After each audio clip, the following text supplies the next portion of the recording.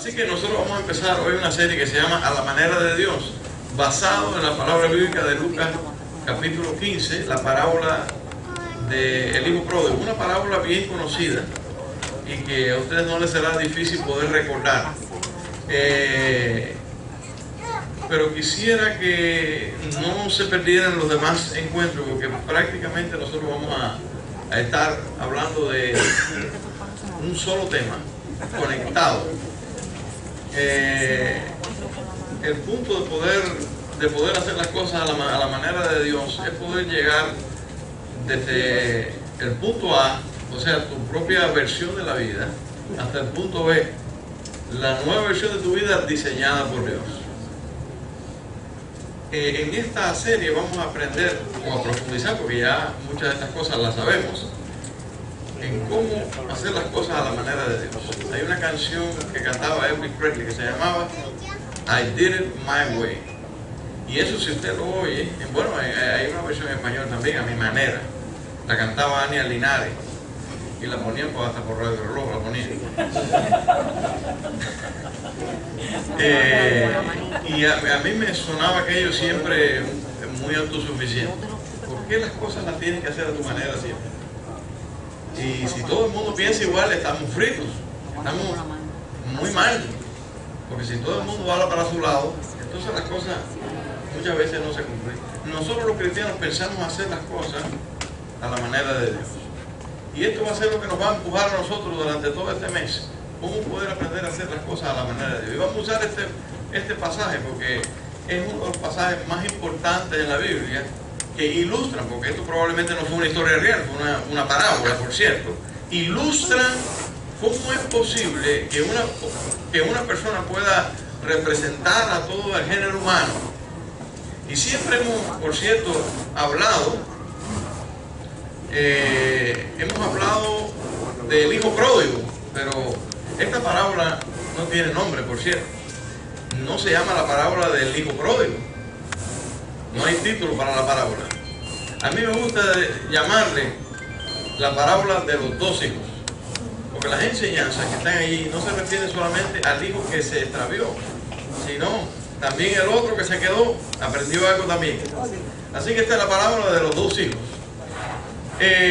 Dicho sea de paso, los otros dos encuentros van a llamarse el malgastado y desconocido. Ese va a ser el encuentro de la semana que viene, y el último será la restauración divina. O sea, estos son los tres sermones que van a ocupar este mes nuestra serie, y espero que no se la pierdan, porque vamos a estar hablando de todos los contrastes que podemos ver en esta parábola, todos los posibles contrastes que podemos ver en esta parábola, y cómo es necesario buscar la manera de Dios. Así que hoy vamos a estar hablando de los dos hijos. Como les digo, me gusta más llamarle a esta parábola la parábola de los dos hijos, y no la parábola del hijo perdido o del hijo pródigo, porque como que nada más podemos aprender algo acerca del hijo que se perdió. Pero nosotros sabemos, cuando hemos leído ahora que la hermana Ania leyó, y yo les recomiendo que usted use la nueva versión internacional, que es la versión más actualizada que hay, y que está más actualizada con los originales. Hay muchas alternativas. De hecho, ahora es una de las Biblias más baratas que hay por ahí. Así que si usted puede tener una versión de la nueva versión internacional, yo le recomiendo que lo use. La puede descargar en su teléfono, puede tener esta versión perfectamente en su teléfono si usted lo necesita. Es muy importante que nosotros leamos estrictamente lo que dice la Biblia y veamos todo el background y toda la enseñanza que Jesucristo quiere dar en esta historia. Esta es una historia preciosa, conmovedora, pero es muy profunda, y hay que saber todos los detalles de ella. En síntesis, la historia nos habla de dos personas, una rebelde y la otra legalista. Y si usted lee la historia, se dará cuenta de que es un poco difícil de digerir lo que pasa en la historia. Dice que es un joven, y esto lo voy a narrar ahora para que ustedes lo puedan entender y figúrenselo. Un joven llegó un día a su padre, que tenía muchas riquezas, y le dijo: padre, yo no voy a esperar a que tú te mueras para adquirir mis riquezas. Así que ahora mismo me estás dando la parte de los bienes que me corresponde. Y el padre dice que sin discusión dividió sus bienes en aquel momento. Estaba vivo todavía y le dio la mitad de sus bienes a ese hijo que lo pidió, y la otra parte se la dejó al otro hijo, al mayor. Y dice que este hijo menor reunió todo lo que había adquirido y se fue a una tierra lejana y vivió allí perdidamente. O sea que lo derrochó todo. Primero no trabajó, ni invirtió ese dinero, ni hizo nada útil con ese dinero, simplemente lo gastó. Y un día se vio en medio de una gran hambre. Dicen que había mucha hambre porque también había muy poco dinero. Así que consiguió trabajo en un criadero de cerdos y tenía tanta hambre que deseaba comerse la comida de los puercos. Hay algunos que son puercos comiendo, pero este tenía ganas de comerse la comida de los puercos. Es diferente, es distinto. Y dice la Biblia, muy interesante, y volvió en sí. Y volvió en sí. ¿Qué quiere decir esto? Que hasta ahora él no había pensado un instante en su propia vida, en su propia existencia. Y volvió en sí. No es que se sentía arrepentido, no es que tenía ninguna carga, es simplemente que se dio cuenta que era un estúpido, una persona que no piensa, que no razona sobre las cosas de la vida. Y sacó una cuenta muy fácil. Él dijo: la gente que recibe un jornal en la casa de mi padre vive mejor que yo. La gente que trabaja por un salario del día, eso es lo que significa un jornalero, uno que trabaja por el salario del día, vive mejor que yo. Así que fácil, voy a ir a la casa, no voy a aspirar a ser el hijo otra vez, por supuesto, pero voy a decir: padre, dame trabajo como cualquiera de tus jornaleros. Y ya, resuelto el problema. Y saco yo de esta locura. Pero cuando llegó a la casa, el padre lo vio de lejos y salió a su encuentro, y dice que lo abrazó y lo besó y le puso un anillo en la mano y le dijo a su siervo: vamos a matar al becerro gordo. Y hizo fiesta enseguida. Es interesante, y digo esto como paréntesis, lo vamos a estar viendo también. El padre no se paró a decirle: ¿por qué me has hecho esto? La historia esquiva todo el tiempo el tratar de tocar el tema del encuentro entre el hijo y el padre. La historia esquiva la posibilidad de decir: bueno, y el padre sintió remordimiento, el padre sintió odio, sintió rencor, sintió venganza. Nada de esas cosas están ahí. Simplemente dice que lo vio de lejos y salió a su encuentro. Y por supuesto él venía con una listica de cosas que quería recitarle al padre.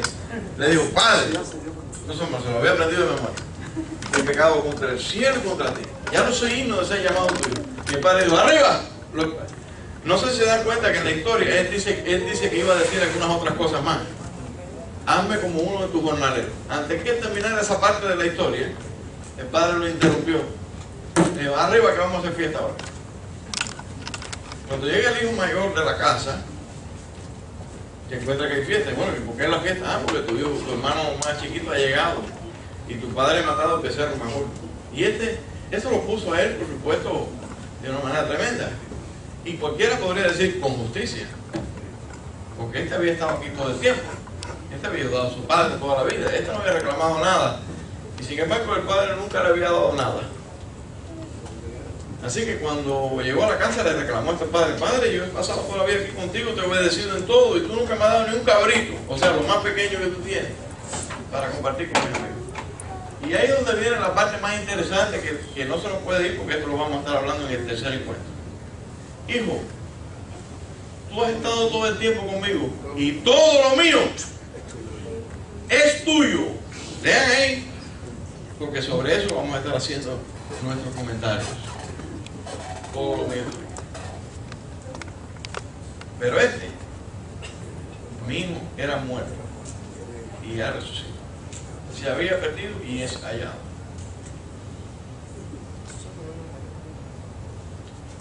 En la vida hay siempre dos tipos de personas, y ha sido históricamente así.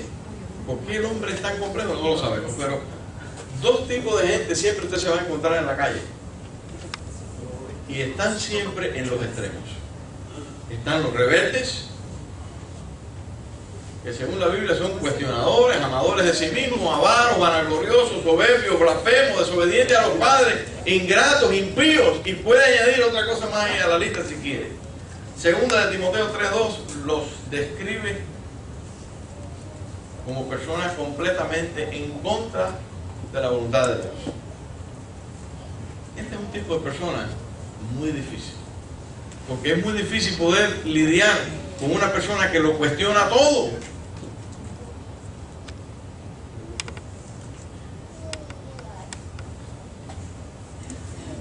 Ustedes se pueden imaginar que alguien te pueda heredar en vida. Existe la herencia en vida. Piensen seriamente en esto.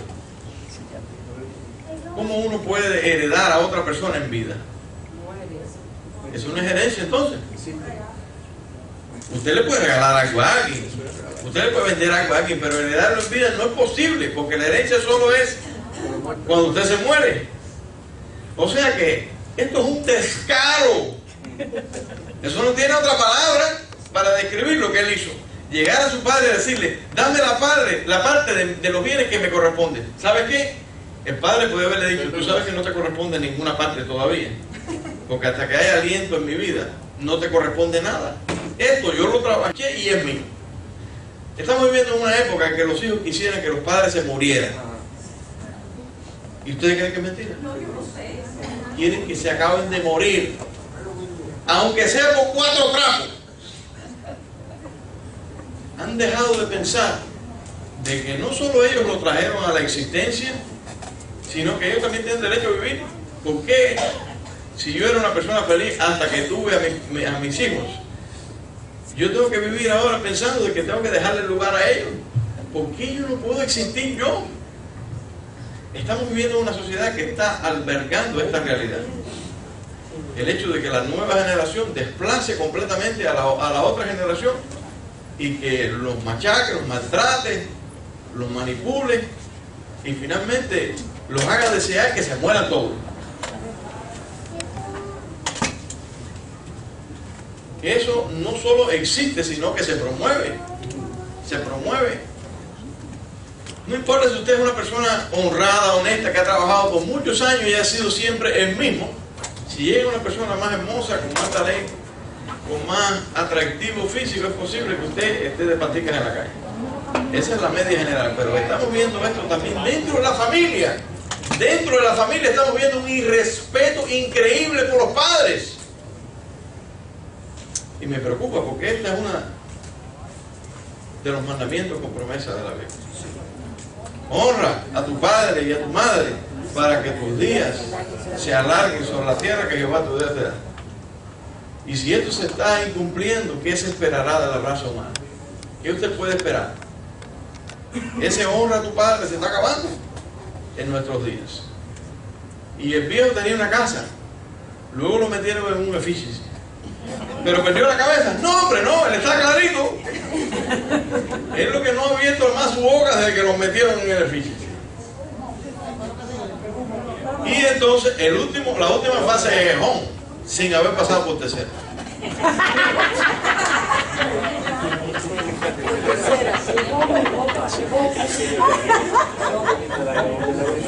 Si entienden los términos de pelota. Va a un home sin haber pasado por tercera. Y allí no vayan a pensar que lo van a visitar todos los días. No, hombre, no. Él de hecho pregunta al asistente ahí: ¿y qué? ¿Estaba respirando peor todavía? Eso hace que la sociedad se resquebraje de tal manera de que a veces uno dice: ¿para qué uno va a fabricar tanta riqueza si después el que menos se la merece se queda con ella? ¿Saben qué? Si yo tuviera una herencia, yo tengo que sentirme hasta el último momento de mi vida que se la puedo dar a quien me dé la gana, no necesariamente a mis hijos. Yo espero que mis hijos sean lo suficientemente buenos para que ellos sientan, cuando yo sea millonario, yo les voy a dejar la herencia a ellos. Pero se dan cuenta lo ridículo que es la vida a veces. Ver que usted se ha echado el bofe por la boca, como decimos en Cuba, que usted ha hecho todo lo posible porque su hijo pueda tener una buena carrera, que pueda tener una buena educación, usted lo ha malcriado, le ha mimado, le ha comprado todo lo que tiene que comprarle, y cuando usted se ha puesto un poco viejo y empieza a estorbar en la casa porque ya no camina tan rápido como él necesita, usted sabe, se demora demasiado en el pasillo y ya molesta. ¿Ya molesta ya?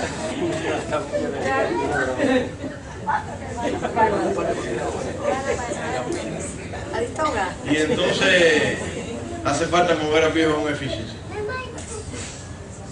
Hace falta que el viejo deje de estorbar. Yo sé que ustedes se han sentido identificados, pero déjenme decirles que por la gracia del Señor nosotros estamos haciendo todo lo posible por enseñar a la gente a vivir conforme a Dios y no conforme al mundo que estamos viendo hoy. Estamos en una época muy difícil y se están requebrando muchas normas que se fabricaron por cientos de años. Yo les quiero decir algo muy interesante. La sociedad que nosotros tenemos ahora no es casual. Nosotros hemos llegado hasta aquí producto de miles de años de fabricación de la sociedad. Los hombres se fueron dando cuenta de que había que tener normas para poder sobrevivir. Y dentro de esas normas era el respeto a los ancianos, era parte de esas normas. ¿Por qué? Porque los ancianos podrían dar una información importante. Y por eso los líderes de los pueblos antiguos eran siempre los ancianos, no eran los jóvenes. Y ustedes saben que cuando Jeroboam quiso pedir consejo y se lo pidió a los jóvenes de su época, fracasó. O sea que tenemos evidencia bíblica de que cuando se incumplieron estas normas milenarias que se fabricaron en la sociedad antigua, con el deseo de que el hombre pudiera disfrutar mejor de la vida, estamos viviendo en una época ahora en que el humanismo está destruyendo esos valores y va a pasar otra vez lo que se llama un ciclo social. Un ciclo social es que todo lo que se aprendió se pierde y ahora tiene que volverse a recuperar porque si no, no pueden vivir. La existencia se desaparece cuando uno deja de vivir por aquellos principios que la sociedad antigua vivía. Por alguna razón llegaron a esas conclusiones. Los hombres se dejaron de matar porque llegaron a pactar y a hacer cosas que impedían la masacre antigua. Como ningún otro depredador, el hombre ha matado a su propia especie. Increíble. Y por eso las normas son tan importantes. Ahora estamos viviendo en una época humanista. Pronto ya van a aprobar, según la Organización Mundial de la Salud, que estaba leyendo mi papá el otro día, hay una nueva visión de la Organización Mundial de la Salud de poder liberar a todo ser humano en su sexualidad. Usted puede tener relaciones sexuales con quien quiera y a cualquier edad. Muy importante eso. Si usted es un menor, no hay problema. Aquellas normas que dicen que un mayor y un menor no pueden tener ningún tipo de relación, eso supuestamente, según la Organización Mundial de la Nación, debería eliminarse, porque lo que hace es frustrar a la persona. Estamos viendo en una sociedad que la psicología intenta, si es que se le puede llamar ciencia a la psicología de hoy, intenta quitar todo tipo de atadura del individuo. Estoy hablando de bestialismo, estoy hablando de homosexualismo, que ya es una cosa tan normal. Estamos hablando de todo tipo de liberación para que la persona no tenga ningún tipo de tabú en su vida. O sea que la sociedad está mal así como está, producto de que hemos estado reprimidos mucho tiempo. O sea que es un problema de represión. Pero, ¿qué sucederá después cuando todas esas ataduras se pierdan? Todo lo que ha contenido, porque no quiero decir que lo ha eliminado o lo ha erradicado, todo lo que ha contenido de la sociedad, de la hecatombe, si tú quitas todas esas barreras, el hombre se va a autodestruir. Porque ya se autodestruyó en el pasado, porque es que la gente solamente tiene que estudiar la historia. Ya el hombre se masacró en el pasado y tuvo que crear normas para poder convivir y para poder tener esperanza y para poder tener una vida de paz. Así que el ser rebelde es un ser históricamente claro en la historia de la humanidad. Siempre ha habido hombres rebeldes y siempre existirán hombres rebeldes que tratarán siempre de hacer las cosas a su manera. Y por otra parte,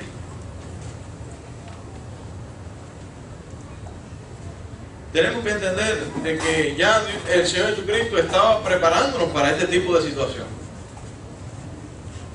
Porque cuando Él confrontaba al hombre con la realidad de su vida y le decía, mira, esto es como tú tienes que vivir, iba a haber guerra.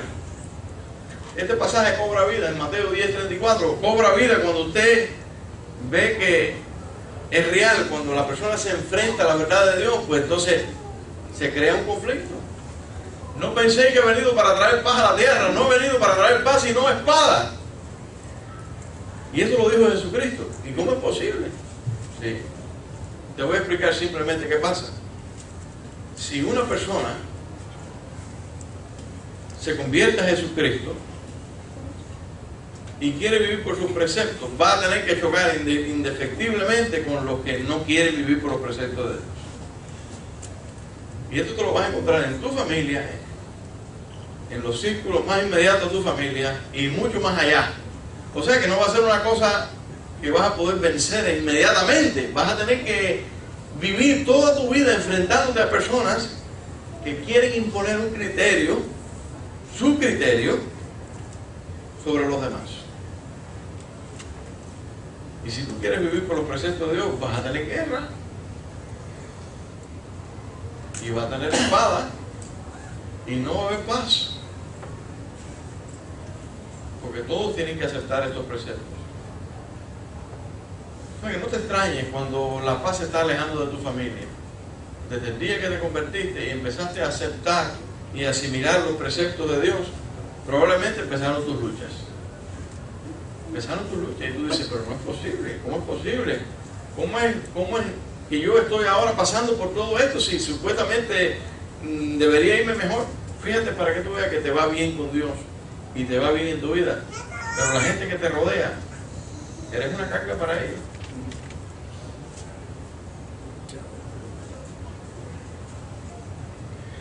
El otro tipo de persona, el otro tipo de hijo, es el legalista.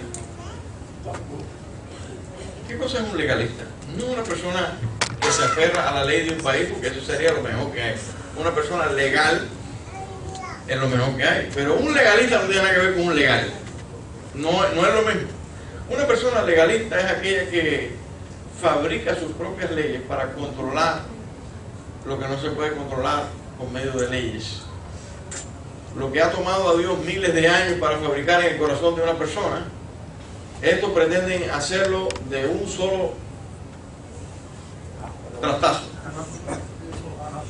Y Pablo también habla de ellos en Colosenses 2:21, que usted puede buscar ahí en su Biblia. Colosenses 2:21 dice que hay personas que de repente se van a aparecer con normas que no son las que Dios quiere para el hombre. No realices, no comas, no celebres, no toques, no cuestiones, no te muevas, no progreses. Y este es el tipo de persona que yo me refiero siempre como el religioso. La persona que ama más su religión que al mismo Dios. Ama más los impedimentos y las cargas que hay que llevar que al mismo Dios. Estoy viendo una serie ahora que, por cierto, me tiene sin dormir.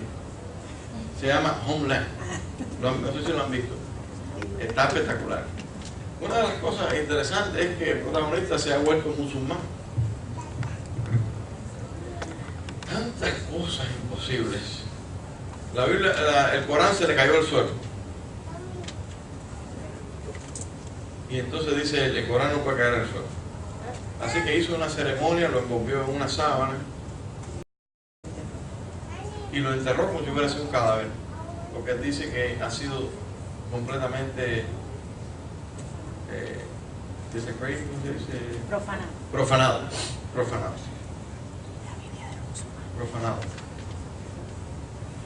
Y entonces yo diciéndome a mí, pero ¿será posible que puedan ser tan estúpidos? Ha enterrado un libro como si hubiera sido un cadáver. Pero ¿creen ustedes que son los musulmanes los únicos que viven así? Hay personas que a lo mejor no viven una religión específicamente hablando, pero su vida la llevan de esa manera, religiosamente. No, esto yo no lo hago porque yo me levanto por la mañana, lo único que tomo un cuchillo de café. No puedo desayunar. te hace daño, aquello te hace daño, esto por acá y por allá. Y yo digo que es bueno tener una buena salud y buscar una vida lo más saludable posible, eso no es malo. Pero cuando tú te sales a un plano que es ridículo, que ya la persona que se mueve alrededor tuyo ya no puede vivir contigo, porque tu forma de imponer tu relación es basado en que si tú haces lo que yo te diga, entonces tú y yo podemos hablar. Si te cuadra la forma en que yo hago las cosas, entonces tú y yo podemos hablar. Si de lo contrario, no podemos tener ningún tipo de relación. Se dan cuenta de que este individuo no puede sanar al otro que está perdido. O sea, esta no es la contrapartida del otro. Porque no puede, de hecho, sanar al otro si esto fuera lo que tenemos en la sociedad para sanar, a la sociedad de rebeldes. Si la sociedad de rebeldes debería sanarse con el legalista, pues estamos cayendo de un extremo al otro. Y esto tampoco es lo que a Dios le agrada. Esto probablemente está simbolizado en el otro hijo, en el hijo mayor de este padre de nuestra historia, que se quedó rigurosamente con su padre, que hizo todo lo que su padre le dijo, pero no entendió lo que sucedió realmente, porque no entendía que él poseía todas las cosas una vez que se quedó con su padre.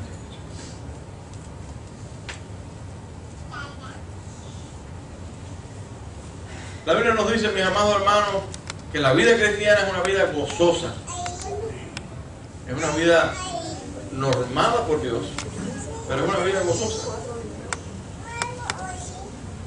Y una de las ordenanzas que nosotros tenemos, fíjense, otros tienen ordenanzas de otro tipo,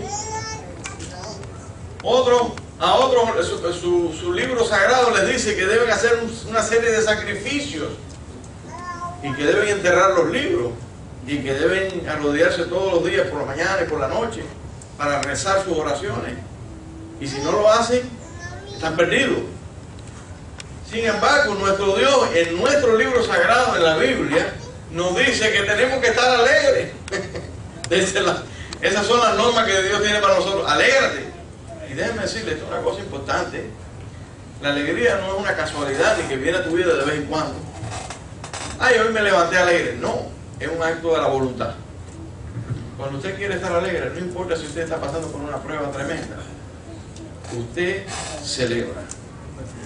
Porque usted tiene razones para celebrar. Y lo que Dios te quiere dar son razones para que tú celebres. Por ejemplo, tú tienes tu familia contigo, que te ama, que te cuida, que ora por ti, que piensa como tú, que cree y ora como tú. Estas son razones para celebrar.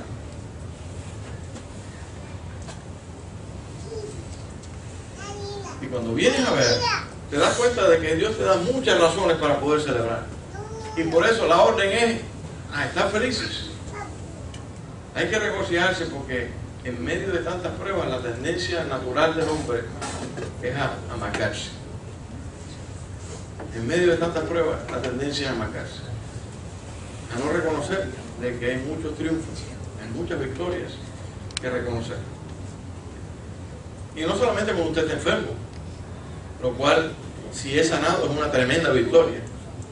Pero usted todos los días tiene una lucha diferente, de diferente orden. Y el llamado de Dios es que usted venza con una victoria rotunda en felicidad. De estos dos hijos que narra la historia, uno es rebelde, el otro es legalista. Uno ha decidido hacer todo lo que bien le parece sin considerar nada. El otro también ha pensado hacer todo lo que bien le parece, pensando que poniendo coto a su vida y a su felicidad, también se puede vivir. Ninguno de los dos extremos son la propuesta de Dios. Dios quiere que te regocijes todo el tiempo. Y hay algunas cosas para estar regocijados que debemos hacer. Por ejemplo, dice Pablo, vuestra gentileza sea conocida de todos los hombres. Porque evidentemente, si usted quiere ser una persona alegre y rodearse de personas alegres, usted no puede ser un ácido de batería. Entonces puede imaginar que usted llega a una casa de, estoy lo más alegre hoy. Oye, ni te me pegues. Estoy lo más alegre hoy.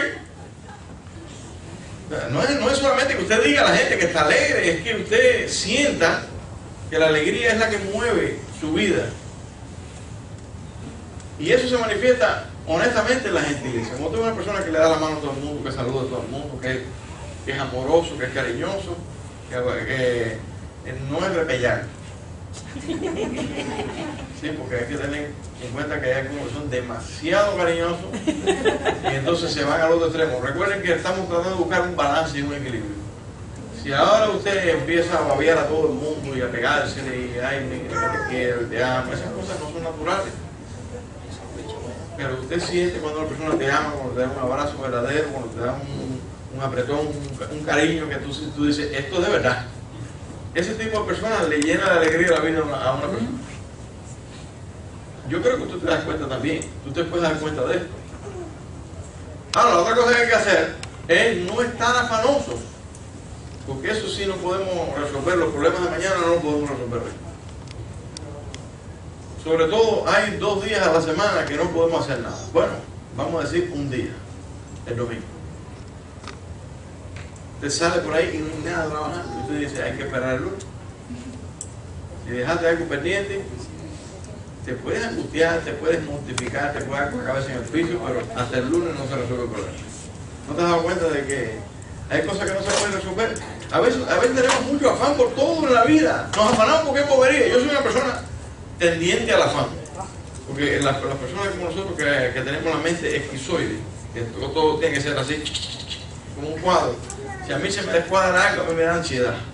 Y me dan ganas, miren, el 31, menos mal que yo tengo batallón mío, siempre mi mamá me está ayudando y siempre todo el mundo está alrededor mío. Pero cuando a mí se me descuadró algo, que Manolito me dijo, oye, no te puedo tirar, ya se me descuadró algo, ya me cayó una alteración de nervios increíble. Porque no estaba contando con eso. Lo pudimos resolver, pero uno se afana. Al final salió todo mejor de lo que nos imaginábamos. ¿Verdad que sí? Y pasamos un rato muy bueno porque es contagioso la alegría cuando uno llega a casa de los Martínez. La pasamos espectacular. Pero el rato antes de ese momento yo tenía el corazón en la boca. Me fue difícil. Ahora, el mandamiento del Señor es a no afanar. No puedes añadir a tu estatura un codo aunque te afanes. No puedes hacer cosas que no se pueden hacer. Y sin embargo tienes que seguir viviendo. No es que te untes un pomo de aceite para que te resbale. Porque está el otro extremo en que el tipo no le importa nada. ¿Por qué momento? Se dan cuenta que no es así. No es que usted ahora desatienda todo de repente y ya no le importe nada. Nada, aquí relajado. El techo se le está hundiendo así, le viene caminando de pronto. Ya no puedo ni caminar dentro del techo este. No es así tampoco. Estoy pensando que ustedes pueden hacer la diferencia entre ambos extremos. No es que te afanes, ni tampoco que te duermas en los laureles. Ahora, sobre todo, que no dejemos de orar. Sean conocidos vuestras peticiones delante de Dios en toda oración y ruego y con acción de gracias, para que no se les olvide dar gracias también a Dios por todo lo que les da. Gracias a Dios, esta iglesia es una iglesia de oración. Amén. Y nosotros cuando damos la voz, todo el mundo se pone en función. Y gracias a Dios, tenemos un Dios que responde también en esta iglesia. Eso significa que estamos en sintonía. Hasta ahora estamos en sintonía. O sea que estamos motivados también a orar y a pedirle a Dios que Él haga la obra en la parte que le corresponde. Ahora, ¿qué va a pasar? La paz de Dios, que sobrepasa todo entendimiento, guardará vuestros corazones y vuestros pensamientos en Cristo Jesús. Qué promesa tan hermosa. Porque la paz no es casualidad, es algo que usted busca, usted fabrica con sus acciones, conseguir la voluntad de Dios, con ponerse a tiro con el Señor. Y la vida va a cambiar definitivamente. Y estas promesas tenemos que guardarlas, porque Dios tiene un plan para tu vida. Y mis hermanos, este mes vamos a tratar de hacer las cosas como a Dios le agrada, a la manera de Dios. Y vamos a ver si en algún sentido hemos sido parte de alguno de estos dos grupos, los rebeldes, o de los legalistas, si podemos movernos del punto A al punto B, de haber vivido siempre por nuestra cuenta, a vivir conforme a la vida que Cristo tiene preparada para nosotros. Que Dios nos bendiga a todos. Vamos a orar. Padre, gracias por este tiempo que hemos escuchado tu palabra. Te suplicamos, Padre Celestial, que tú nos ayudes a vivir conforme a tus preceptos, conforme a aquellas cosas que tú, como creador del universo, sabes que son lo mejor para nuestra vida. No permita que este mundo se hunda en su rebeldía, ni tampoco en su legalismo. Queremos vivir gozosamente nuestra vida, Padre. Queremos adquirir la paz que solo tú puedes ofrecer. Bendice a Dios te ama, a cada uno de los presentes. Que esta semana sea una semana de victoria, que podamos ver tu mano poderosa obrando en cada uno de tus hijos. En tu nombre lo estamos pidiendo. Que Dios nos bendiga.